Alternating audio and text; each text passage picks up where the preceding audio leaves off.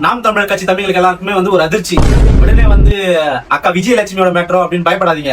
Video play பண்ற பாருங்களேன். வரேன், பின்னாடியே வர்றேன். உங்க ஜீரோ வர்றேன், உங்க ஜீரோ, உங்க செந்தமிழன் சீமானுடைய தம்பி வர்றேன், பின்னாடியே வர்றேன். தம்பி பின்னாடி இல்ல முன்னாடியே வந்தாலும் கொடுக்க முடியாது. எல்லாருமே தெரிஞ்சிருக்கோம், இந்த கரூர் சம்பவத்துல பாதிக்கப்பட்ட மக்களுக்கு எல்லாம் வந்து அரசு வேலை கொடுத்தாங்க நம்ம தாவிக்கல. அது வந்து பிடிக்காம இந்த நாம் தமிழர் கட்சியில இருக்கவங்க, இந்த வக்கீல் வண்டுமுறை எல்லாருமே சேர்ந்து வந்து அதை வந்து அப்பீல் பண்ணி ஸ்டாப் பண்ணிட்டாங்க. அப்புறம் நம்ம தளபதி சுப்ரீம் கோர்ட் போனதுக்கு அப்புறம் இவர் இதை புடுங்குற மாதிரி உரி வச்சா உரி விழணும் அப்படின்னு போனாரு. போன இடத்துல என்ன நடந்திருக்கு தெரியுமா?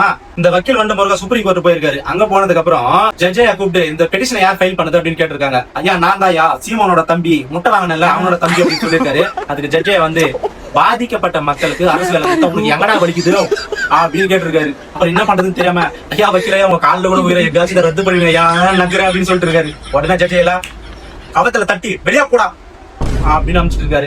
அப்புறம் என்ன பண்றதுன்னு தெரியாம ஐயா அப்புறம் இந்த கேஸை எப்பயா விசாரணைக்கு எடுப்பீங்கன்னு கேட்டிருக்காரு. அதுக்கு ஜட்ஜே இல்ல விசாரணை நினைச்சலாம் ஆகஸ்ட் 2031 சொல்லிட்டு இருக்காரு. நான் பண்றதுன்னு தெரியாம கதறிட்டு இருக்கானுங்க. எப்படி பயிர் விடுறீங்களாடா பயிர்? நான் தான் சொன்னேன்ல தளபதி சொன்னா செய்வாரு. டே ஆமக்கறீங்களா? எப்பவுமே சொல்றதா இப்போ சொல்றேன், நீங்க எல்லாம் எங்களுக்கு போட்டியே கிடையாது. உங்களால தளபதியை மட்டும் இல்ல டிவி தொண்டனோட முடியாது. நீ கேட்ட ஒவ்வொரு கேள்வி என்ன செருப்பால் அடிச்ச மாதிரி இருக்குடா.